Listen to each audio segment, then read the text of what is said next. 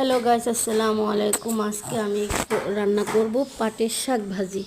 এখানে আমি একটা পাটের শাক নিয়ে নিয়েছি। এখন এটাকে আমি কুটে নিলাম। তারপরে ধোয়ার ভিডিওটা নিতে ভুলে গেছি। শাক সিদ্ধ দিলাম আর একটা পেঁয়াজ মানে মিডিয়াম সাইজের একটা পেঁয়াজ নিয়েছি আর একটা রসুন নিয়েছি, মানে দেশি রসুন ছোটোগুলা। একটা রসুন, শাকে একটু রসুন বেশি দিলেই ভালো লাগে। তারপরে যে শাকটা সিদ্ধ করে নিচ্ছি, সেখানে একটু লবণ দিয়ে দিলাম। পুরো ভিডিওটা নিতে মনে ছিল না, ঠিক আছে।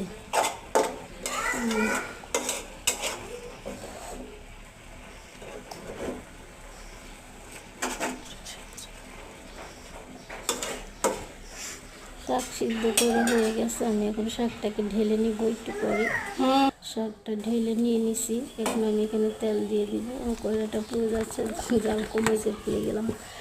যাই হোক, এখন আমি পরে তেল দিয়ে দিলাম।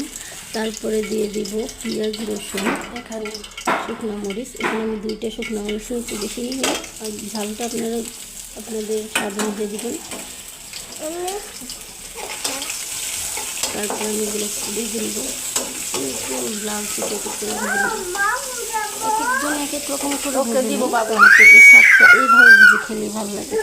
অনেকটা আছে না আপনার ওই শাকটাকে পুরো করে ফেলে বা কালো করে ফেলে, ওইটা আমার ভালো লাগে না। আমি শাকটা দিয়ে দিচ্ছি। এখন শাকটাকে নাড়ে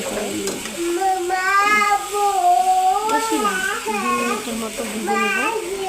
বেশি ভাজতে হবে না। শাক ভাজা হচ্ছে। আমার হাজবেন্ড ওই শাকটা ওইভাবে ভাজা খেতে খুব পছন্দ করে। আমাদের ঘরের সবাই একটু ঝাল কম দিলে ঝাল কম দিলে ভালো লাগে। সেজন্য আমি একটু ঝাল কম দিই। কিন্তু কাঁচামরিচ দিই না, যেহেতু আমার বাসায় কাঁচামরিচ শেষ। কাঁচামরিচ না দিয়ে কিন্তু শাকটা অনেক মজা হয়। কিন্তু আপনারা একসাথে বেশি লবণ দিতে যাবেন না, তো আন্দাজ অনুযায়ী দিবেন, মানে যতটুকু প্রয়োজন অতটুকু দিবেন।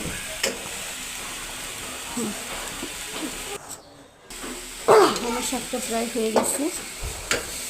একটু পরে নামিয়ে নেব, লবণ টেস্ট করে নিয়ে কমিয়ে নেবো। দেখবো হয়েছে, লবণ রেখে নেব। শাকটাকে এই পর্যায়ে মশলার জালটা কমাই দিচ্ছি আর একটু ভাজা করবো।